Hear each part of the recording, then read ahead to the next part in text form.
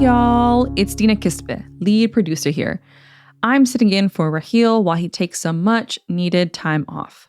No worries, he'll be back tomorrow. All right, let's get into it. HISD Superintendent Mike Miles has been rolling out a lot of changes. Some super contentious ones, like how libraries are going to turn into discipline centers or team centers. Here to catch us up on all the changes and what this means for the new school year are Asher Lehrer-Small and Miranda Dunlap from the Houston Landing. It's Monday, August 7th. I'm Dina Kesbeh, and here's what Houston's talking about. Asher, Miranda, thanks for coming on today. How are y'all doing? Doing good. Great to be here, Dina. Yes, doing great. Thank you. Awesome. Let's get it started because HISD has been one that is hard to keep up with, especially with all the changes. Can you start by just kind of listing off the major changes that Miles is implementing for this upcoming school year? Yeah, so very contentious has been the conversation of Zoom rooms or team centers. So at 28 new education system schools, which are the schools that Miles has targeted for immediate changes, libraries will be converted into team centers. So that means that librarians and media specialists at those campuses are being eliminated. And the rooms will instead serve as an area that's kind of twofold. So one option is that students who are misbehaving will be sent out of the classroom by the teacher and into the team center where they will watch their class virtually. There will be webcams in every classroom for this purpose.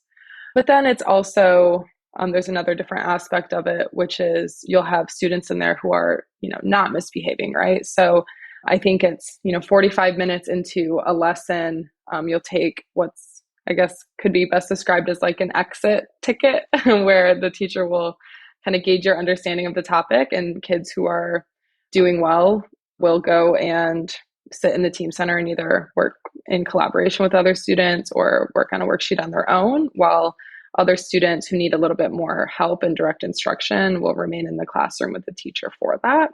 So it's kind of twofold, but it has been very controversial, especially considering at these 28 schools, librarians and media specialists are being eliminated. The books will remain on the shelves, so it'll still be a library. They can be checked out on an honor system, according to the superintendent. So that's what we know for sure. And then, there are 57 schools that kind of opted into Mike Miles's reform plans. It's being evaluated on a case-by-case basis how many of those schools will adopt that same model. So that remains to be seen. I think that's, one of those changes that kind of everybody is hearing about. Yeah, that's a big one. What the superintendent would argue is that he's saying that these team centers are actually going to replace in-school suspension at some of these schools. So parents, understandably, have been really upset about taking away librarians and about the idea that misbehaving students would get sent out of class for Zoom learning, because we know that for almost everyone, online learning did not go very well. But the superintendent is saying this is a way to cut down on suspensions, which are also pretty harmful for students. And zooming out, one of the biggest pieces that's changing at the NES schools, parents might not see it as directly, but teachers certainly will, is teachers at these schools are going to make much more money than teachers at the rest of the district. So we're talking about, in general, somewhere in the realm of an $80,000 minimum salary for most subjects. And the superintendent's vision, at least, is that these are the schools that have historically been having the hardest time. So we're going to get the best teachers to teach there by paying them the most. Mm-hmm. And then, with that, you'll see at these schools, teachers and principals, their job responsibilities are going to be, effectively restructured. So I, think that the superintendent's idea is that, a principal shouldn't be kind of bogged down in day-to-day administrative tasks. They should instead be, out around the school in the classroom. Coaching teachers is the term that he uses. So you're going to see a lot more of the principal in the day-to-day. And then, teachers, their sole job is to be a teacher. So they won't be doing any of the tasks like making copies or grading papers or anything like that. That would be a learning coach's job. So there'll be some differences in the day-to-days for those positions for sure. The superintendent has made a promise that there will be far fewer vacancies of teaching positions at the beginning of this year than last year, but it looks like what they're needing to do in order to hit that goal is potentially eliminate the requirement for certification or working toward a certification. Granted, a lot of those people that were filling those roles in the past were uncertified substitutes, but the Houston Chronicle reported that the district has moved to allow uncertified teachers to be hired. So they sent out an email saying something of the like of, don't worry, if you're not certified, you can still get a teaching job. So that's also on the front of a lot of parents' minds, we're hearing. Yeah. I feel weird saying this, but a lot of the changes seems like they could, have a positive effect to some degree. Getting rid of librarians, I definitely don't really agree with. But I went to a high school where we had like centers. It was like a magnet school. So it was like a whole math center and everyone was learning math from like 9th grade to senior year at the same time. And you had just a teacher who you'd ask questions for and you had a packet and you'd learn and all that stuff. It seems like a similar model to that. Granted, I feel like it's very strange to not have a librarian in a school. That just seems a bit drastic. Yeah. So, to speak to some of the community's fears, when you look at these 28 NES schools where like the most drastic reforms are occurring, they are in lower income communities.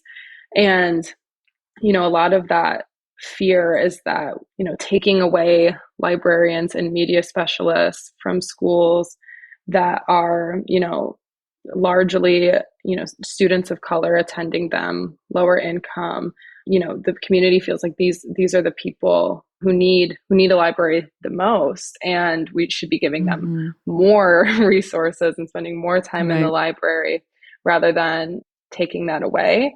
And so, as you've seen in the last week, there's been a lot of, major headlines and a lot of high profile city leaders, speaking out against it, saying that it feels like an attack on communities of color. So, all right, let's say the school year is coming. It's starting up real quick. What can we expect from the district when school goes back into session? Is everything that Miles has said and put out there, is that already set? Is that happening? It's going to be implemented? It's a sure thing? Well, I think a lot of parents are anxiously watching. School starts, it's August now. So school starts at the end of this month. So Superintendent Miles is very adamant that yes, everything will be up and running August 28th. That said, there's a lot that remains unclear. So I was at a community meeting at Stevenson Middle School, and one community member stood up and said, like, hey, you said the books would remain on the shelves in the library, but at our school, the books are actually being put into boxes. So we don't have a way to verify that claim. But Superintendent Miles responded, was like, that should not be happening. And I was not aware of this. So clearly there's a difference between the policies that are being put in place and the implementation. So I think a lot of people are going to be standing by and watching to see like, okay, we've heard about these things in theory, but what do they look like on the ground? Yeah, that's a big deal to kind of see things happening differently from what he said that they would happen. I'm just curious, with the TA getting involved from the beginning and taking over and putting in Miles as a superintendent, how involved are they now with Miles at the head of HISD? Are they still making decisions in the back end? Do we still kind of hear anything about them? Yeah, Dina, you see me laughing when you do. ask that You're question, like smiling, because it's kind of laughing. Yeah, it's a funny question because it's on it. I think a lot of people wonder that. People are wondering how much are these changes that are coming from the state, how much are these changes that are coming from Miles, and how much is there a difference between those two things? And these are clearly plans that Miles has had in the past and has tweaked over years and years. He was a superintendent out in Colorado Springs. Then, as many people know, he's superintendent in Dallas, and then he ran a charter network. At every step of the way, he has been highly controversial. So what we're seeing now is clearly something that Mike Morath, when he appointed Miles, was looking for. Like, Mike Miles is a known entity. But then that question of exactly how much they continue to collaborate, unclear. Yeah, something everyone's wondering, honestly. Has he had like any success with the other school districts that he's worked in and implemented a lot of these plans? Yeah, so I mean, on paper, I can speak specifically to some schools in Texas that operated in partnership with his charter network. It's called Third Future Schools. So there's 2 campuses that, had failing grades a few years back. And so it's called like a turnaround program. So they came in contract with the charter network to kind of just turn those failing grades around. And, the last rating I think we have available from the state, both of those now stand at a B rating. So he's, had success in turning the accountability scores around and testing and things like that. But I think the jury is, still out on exactly, how fond parents and students were of the model and the day-to-day operations. There's certainly a lot of negative feedback out there. Yeah, and I'll just jump in and say that, when you talk to teachers' unions, when you talk to parents, when you talk to folks who have had previous involvement with Miles, either teachers when he was a superintendent out in Colorado Springs, one through line is that there is a major focus on testing and standardized tests. Yeah. And so there's pluses and minuses to that, right? Like, if we're not testing, how do we know whether we are putting the corrective actions in place for students who have been underserved? But at the same time, there's a lot of research to show that if teachers have to really focus around a standardized test, they're going to narrow their curriculum to focus on only what's going to be on that test. So I think what a lot of people are worried about is that the schools will lose some of their personality. Right. At his previous schools, like, students, this is a little detail, but it's maybe like kind of telling, is that students can't talk when they're in the hallways. And so they're like, there's a rule that, they have to line up and move quietly through the halls. Ooh. So there's definitely an ethos of hard work and focus and discipline. I can't imagine walking through a hall and not talking. It's elementary and middle school, I believe. They all have to walk single file in the hallways. That's intense. I want to go back a little bit and talk about the library turning into team centers. And I feel like that's been the biggest point of contention right now. We've seen Mayor Turner come out and completely disagree with this. We've heard from Sheila Jackson Lee as well. Many people, parents, staff are against it. Does anyone have the power to actually stop Superintendent Mike from making this huge change? Well, we can start with a word, right? I think that word is no. Okay. At least the mayor does not have the unilateral power to stop the superintendent from implementing these sorts of changes. I'll walk back my no a little bit to say that the board could. The board could. The school board. The school board could tell him to reverse course, but the same person, the Texas Education Commissioner who put Miles in place, also appointed the 9 members of the board. So we don't have reason to believe yet that they will be pushing back on Miles's efforts. Yeah. So, I mean, I have gotten no answer from board members about their own feelings about the superintendent's plans to turn libraries into discipline centers. But I will say that there is, every reason to believe that they are in support of his whole suite of changes that he's introducing. So back in June, when they were first appointed, and we had the opportunity to sit down and talk for a short period of time about this, one of the questions I asked every single one of them was, how do you feel about Miles's plan so far? Because he was just unveiling a lot of things very quickly. And it was an overwhelming amount of support. I mean, there were people saying he is a rock star and he's the right person for the job, and we are in full support of these plans. So I don't think there is any reason to suspect that the board would publicly push back against those plans at this point in time.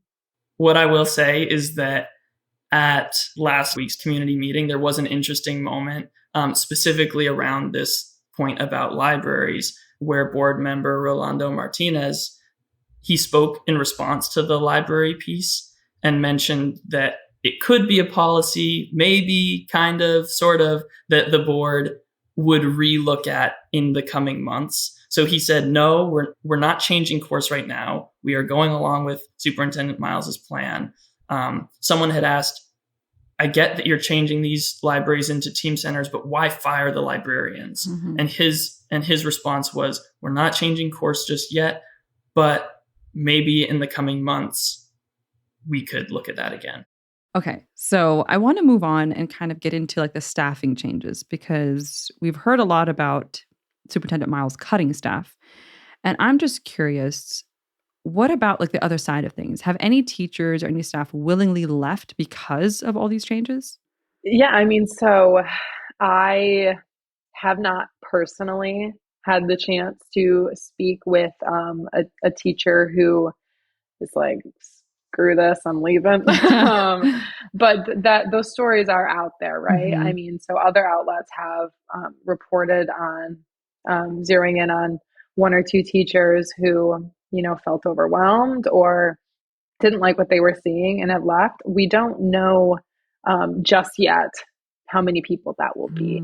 There have been, teachers voicing their concerns at community meetings, saying like, hey, my pay doesn't match what I was originally offered. Like, please fix this. Or, I have offers in another place. So these are, things that are happening. HISD historically has pretty high teacher turnover to begin with, right. With teachers moving in and out of the district. So I think it kind of remains to be seen. Right. Yeah. As Miranda said, there's always inflow and outflow. And the superintendent has staked a lot on saying that the vacancy rate will be lower this year than in years past. One thing to note is that there has been internal communication from the central offices, like staffing folks, hiring folks, pretty much saying like, this is going to be a really challenging time. We're asking a lot of you. We really want to hit these low vacancy numbers. So they have been told they may need to work overtime. They should not schedule vacations. And it's definitely a change of policy from in the past, because previously they had 4-day work weeks during the summer. And that's overtime without pay? Or will they get paid for their work when they're being asked to work overtime? This was brought up to the superintendent, people asking questions about why this was happening and if people were going to be paid or compensated for that overtime. And he did say last week that he wasn't aware of that communication and that it didn't seem right.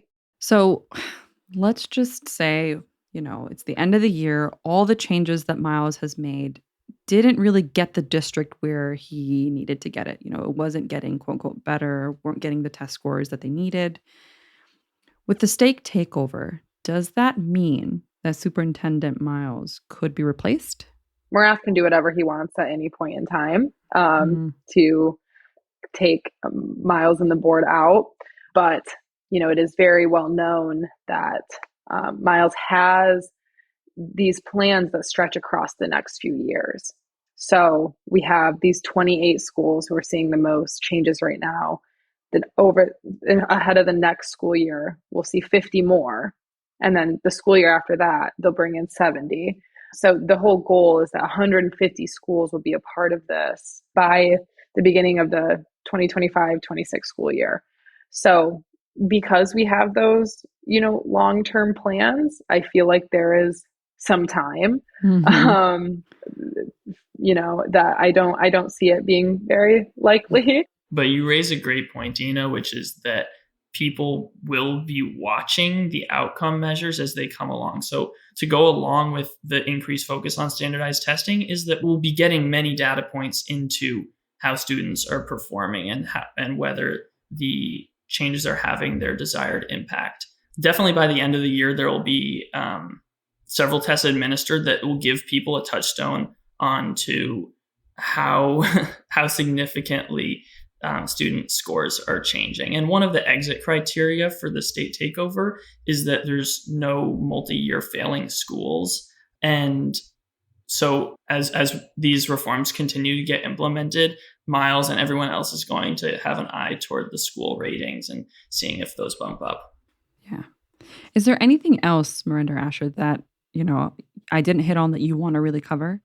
I'll jump in with one thing and just say that I wrote about special education, and that's a pretty big topic here in HISD just because there's a long history of students in special ed not getting their needs met. So whether that's folks with disabilities not being identified as needing to receive services, or once they're identified and have a plan, like not actually having that plan implemented, so not getting the services they need. That's one thing that I'll have my eyes on going forward is, does the state or does the district start to do better in terms of compliance with special ed?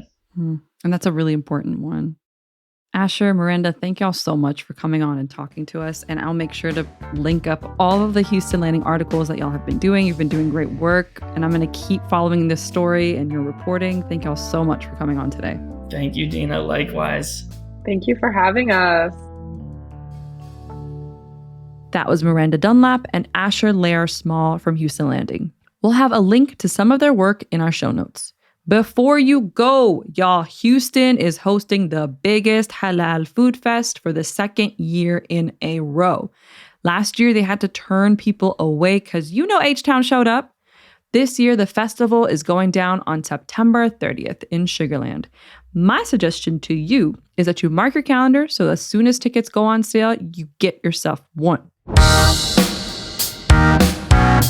All right, that's all I got for y'all today. Catch us tomorrow for our Tuesday news roundup. And as always, if you want to keep in touch, hit us up and stay up to date with all things Houston by subscribing to our newsletter, Hey Houston, written by our very own newsletter editor, Brooke Lewis. All right, that's it. Bye.